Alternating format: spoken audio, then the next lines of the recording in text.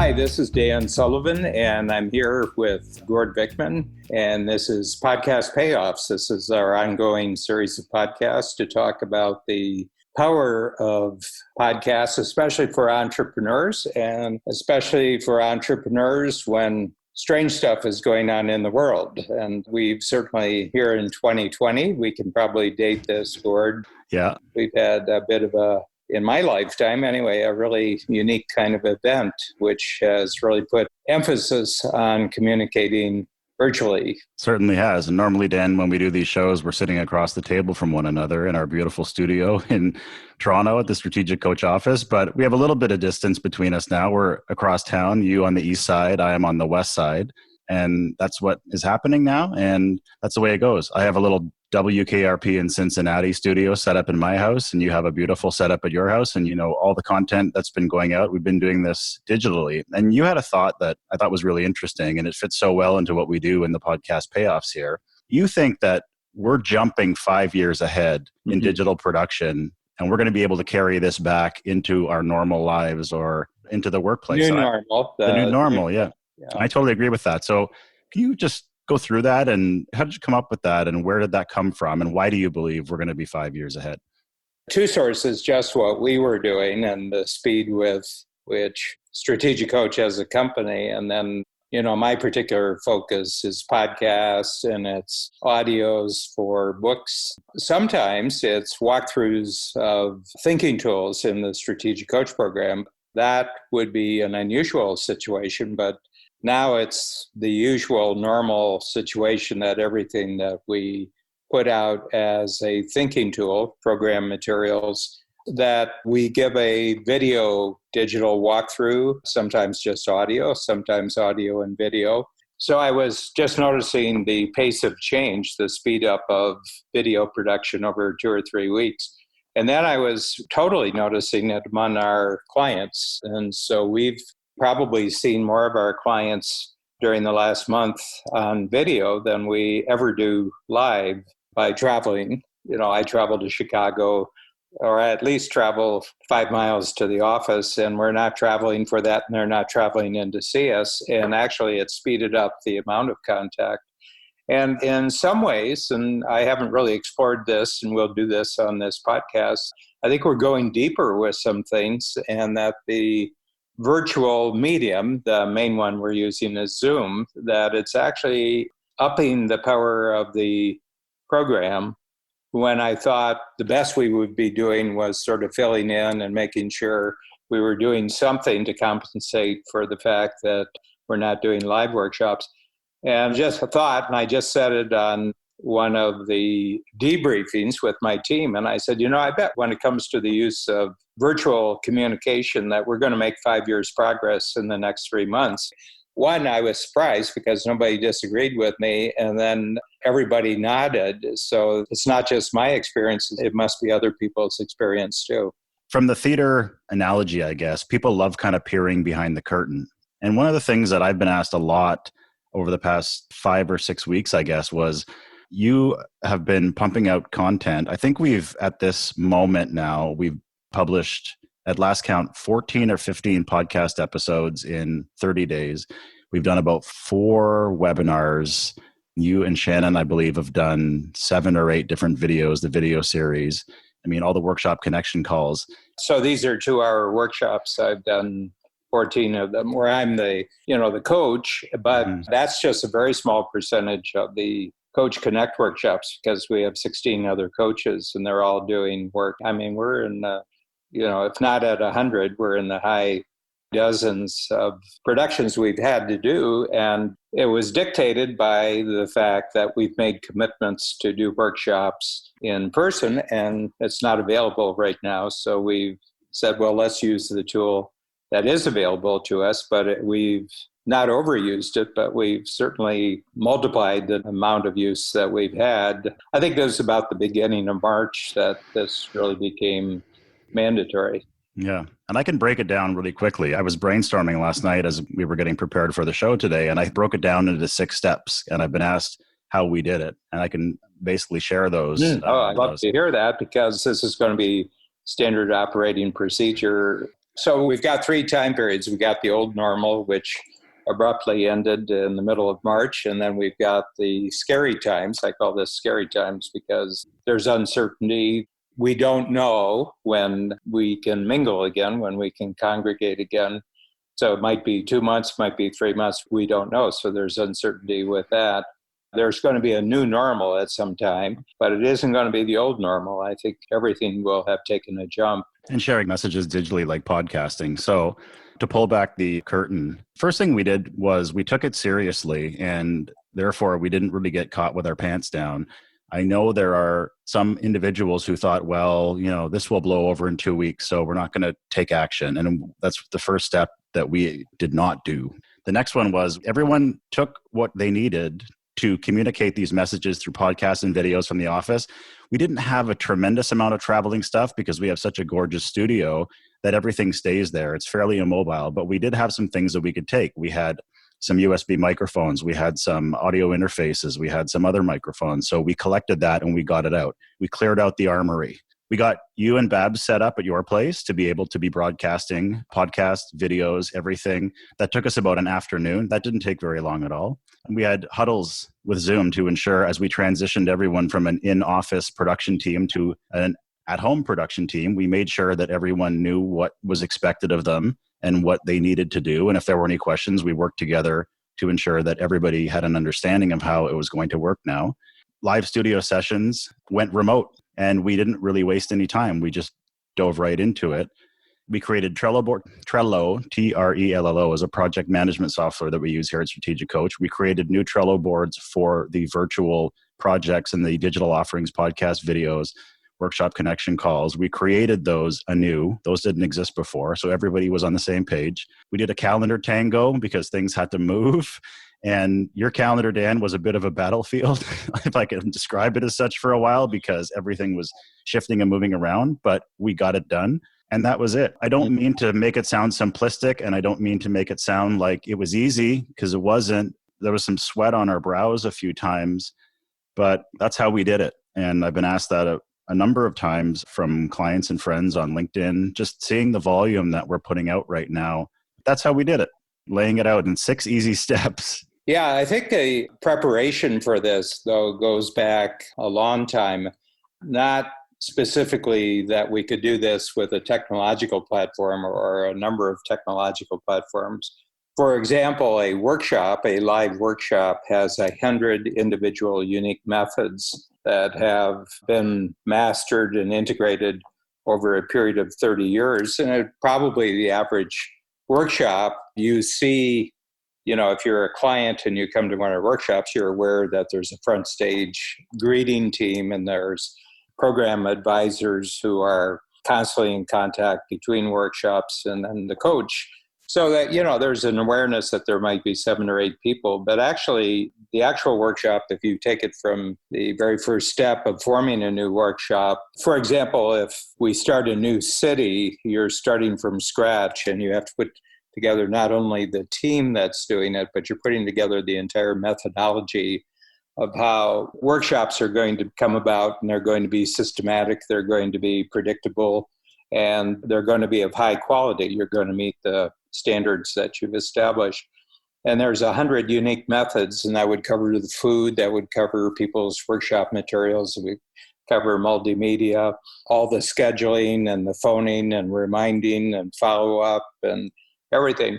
So we have that background going back when we were a company of 5 or 6 people, and we're well over 100. In the first year, might have done 15 to 20 workshops, and last year we did 500 workshop days in different cities, 3 different countries, 4 main cities, LA, Chicago, Toronto. And so I think that from a standpoint, this was a big deal, that we were doing, but we've done other big deals in the past that weren't technological. Dean Jackson and I have a podcast series called The Joy of Procrastination, and we make the distinction between events that happen in the mainland, which is controlled by Newton's laws of gravity, and then there's other events which happen in the Cloudlandia, which is our name for the virtual world. and you've been very instrumental in this, Gord, we were dealing with known technologies. And what I mean by that is somebody on the team was really on top of a particular technology, and they took a leadership role in the first week, in the first couple of weeks. But I think the big thing is that we have phenomenally good teamwork. We put the emphasis on people just doing what they're great at, but then being very, very collaborative in how they put their unique talents together with other people. It was a function of a technology transformation, but I think what prepared the technology transformation was the unique ability, teamwork, the self-managing quality of our company. So my sense is that everybody's doing well today in the entrepreneurial world. It's the same story that they would be telling. They had great teamwork, and the teamwork just had a new challenge, but they responded to it with known skills. I think you're right. And I think the human element is the lead horse in that. It's not the technology. You can have all the gear you want, but the nature of Strategic Coach being a self-managing company and teaching other companies to be self-managing companies, that is Strategic Coach. Build your self-managing company. We had the people that had the capability, and when the technology was available to them, they used it to their best abilities, and we've developed new capabilities. And I feel like that leads really well into another thing that's been coming up a lot, that it's sort of in the podcast industry. And as companies transition to this medium of digital messaging, whether it's podcasting, whether it's video production, one piece of advice that I would give to you if you are in the position where you had not been using digital messaging prior is this. Now is not the time to be incorporating confusing or complicated pieces of equipment that your team is not familiar with. What we did was we used what was available and never focused on what was not available. So we didn't start purchasing new pieces of equipment that no one was familiar with. We used what was available and what we knew, which was Zoom. Some of us had microphones. Some of us didn't have microphones. That's okay, because you can use your internal microphone. We used what we had and didn't worry about what we didn't. My piece of advice, just to reiterate, is now is not the time to incorporate pieces of equipment into your workflow that will confuse your team or make people feel unsure about what they're doing. The message is the most important thing right now, getting it out to your clients and customers, and not spending the next month trying to learn how to use a new mixing board that you've just purchased, because while you've spent a month trying to do that, other companies are getting their message out, reassuring people, reassuring clients.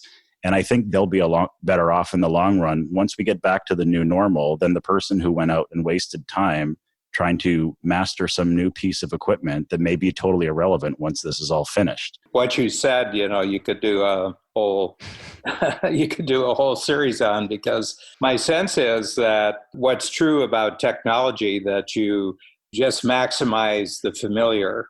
You maximize what people are already comfortable with. Where you might do 10 things a week, you're doing 50 things a week, but you're not doing it in a way that's strange. You're not asking people to go outside of their confidence zone, their previous confidence zone. I think the other aspect, and I just thought of it as you were talking, we have a ton of intellectual capital that goes back 30 years. Probably the unusual thing that we talked about during the last 5 weeks, I think it's been 5 weeks since I did the first one, was a 4-page paper handout that I created 19 years ago in the aftermath of 9/11 called Scary Times Success Manual. And it was for a specific event that I created this, but it went, as we found out within about a month, it went way, way beyond this event. We've always had a large number of clients in the greater New York City area. That was a scary time, 9/11, but it was very, very geographically specific. It was the East Coast, the United States, Pennsylvania, New York, and Washington, D.C. We had a lot of clients there, but New York really took the hit of it. New York's taking the hit of it in coronavirus. The epicenter in the United States has really been the greater New York City area, for a lot of reasons that will be discovered afterwards. I don't think anyone's got a handle on what happened there. But what I did is I just put 10 strategies that it seemed to me that you had to direct your attention differently to be a useful person during scary times. And this was a scary time. So the first one is forget about yourself and focus on other people. Two things about that. One is that was a big hit. So we just did it for a 2-hour meeting and, a cocktail party in New York City about 3 weeks after 9/11. It was a big hit and everybody thanked us for it. And they said, could we get copies? And so, we said, well, we'll give you the artwork. You can just take the artwork and reproduce it and send it out. Well, as far as we know, it got to, where we had proof of it, where people would tell us, we got to probably 1.5 million people. Tremendous feedback saying, we just adopted this. And then every morning we take one strategy and say, how do we apply one of the 10 strategies for this day? And we just, kept repeating it for the next 3 to 6 months. Okay, so that was it. And then that particular tool, reached its effectiveness. And then the new normal came back and it wasn't scary times. Then 2001, then 2008, 2009 with the much wider, the subprime meltdown and the recession, the stock market crash and everything. Well, that had a big impact. That wasn't just US-wide. That was Canada. That was the UK. And we were hitting a lot of different geography around the world with this one. Mm-hmm. And with that one, it was twice as much that we had proof. And you were just getting into the point where PDFs and that would go out. You weren't sending out paper products. You were sending out digital products. And then again, it was still the original 4-page document. I don't think we really changed very much in it. And I don't know if you know the background to this, but we were flying back from Chicago on the 13th of March. And that was the day that Babs and the team started looking at the workshops. And they were thinking that maybe we would do Toronto workshops the next week. But that was it. And then we would close down for any live events as far as, projecting forward. We wouldn't do anything until after June 1st. I was in the plane and I was kind of tired because I'd done 3 workshops. And I was just sitting there and I said, feels like another one of those scary times.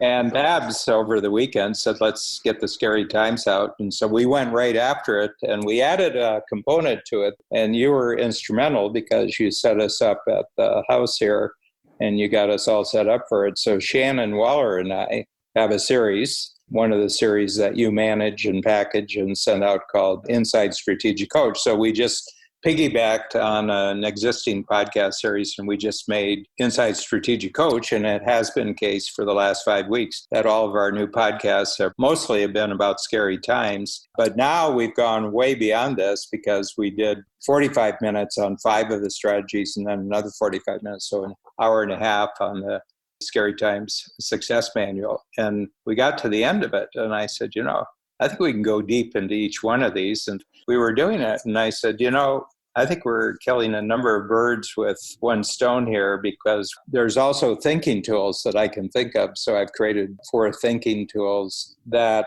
reside on the same landing page. So we've got the original 4-page document, which, it's like the Declaration of Independence. You don't fool around with...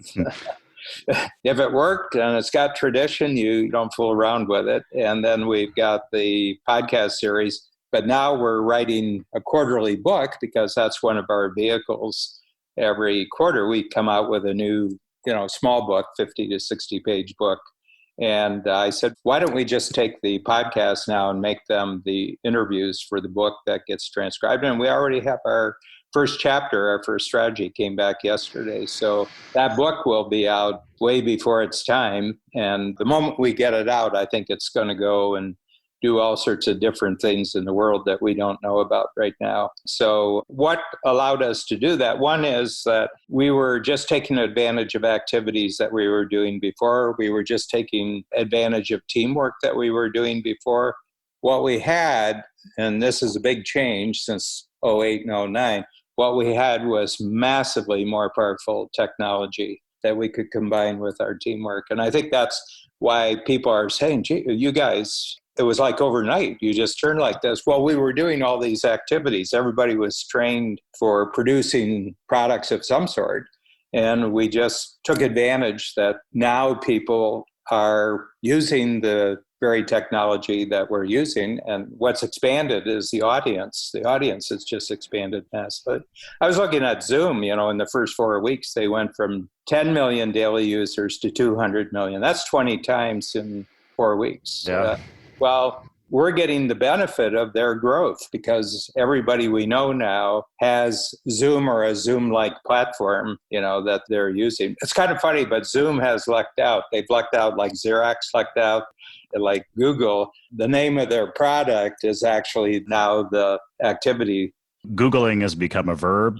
Zoom has become synonymous with, hey, let's Zoom. Just like, I'm going to Google this, let's Zoom this. And further to the Scary Times Success Manual, this is the third go around then that it's... Yeah, so third Scary Times of a big nature. Yeah. But this, I have to tell you, Gord, I'm 75, and this is by far the biggest thing in my life. And who was I talking to? Oh, I was talking to Tucker Max, and he said, this is an interesting one. He says, this is the first time that the human race worldwide has kind of a common topic to talk about today. I can remember growing up in the 50s and 60s, and you talked about Elvis Presley, and everybody knew who you were talking about, Like it was a national, it was more than national. And then the Beatles was even bigger. But I said, in the last 4 or 5 decades, everything's gotten fragmented out, that people don't have common things to talk about on a daily basis. So this is a period, and it's unique in my lifetime, where everybody on the planet, doesn't matter where you are, you're talking about that we got it and we're getting through it, or it's just starting, or it's coming. And everybody's going to be thinking about the same thing. So it's unique. And the other thing is that it's the first time humans have had a common enemy, an alien. It's almost like science fiction here. We've got an alien, and it's a tricky alien because even if we're well, we can make somebody else sick. So this is a clever, mean, nasty enemy. And this, in some ways, it's very unifying. I mean, it's creepy, but it's unifying. And I think most of the world would rather be talking about Elvis if given the chance. But, Elvis would like you to be talking about Elvis. Elvis be about 80 or 90 now. I don't know how old he'd be right now. Just to link people over if they're interested, Scary Times Success Manual is available on strategiccoach.com. Just click the resources. And as a matter of fact, we have a pop-up that is there right now. It'll direct you to those resources. And the podcast series that Dan mentioned, the Scary Times Success Deep Dives, Strategic Podcasts with an S, strategicpodcasts.com. And you can find all of those resources. We would love it if you do. That seems like a good spot to wrap up, Dan. Any final? Yeah, just to sum up what I've thought through in response to your question and the conversation we've had, I think that your emphasis on don't fool around with new stuff, just take advantage of what you had. And perhaps on our next podcast, Gord, we could also talk about that we know exactly who we're talking to. We have a real read on who our audience is for all of our communication, regardless of what form we're using. So I think that's the other thing. And then there's the massive teamwork capability that we've developed over 30 years for lots of different things. And this is a big thing, but it's not bigger than a lot of things that we've done, not using technology, but using other things. So in a certain sense, we weren't starting at zero. We were kind of starting at around 75 or 80%. And I think that's why it's worked. Thank you so much for listening. We hope you are safe and well and happy and healthy. And we hope you join us for the next episode. Thanks a lot, Dan. Thank you, Gord.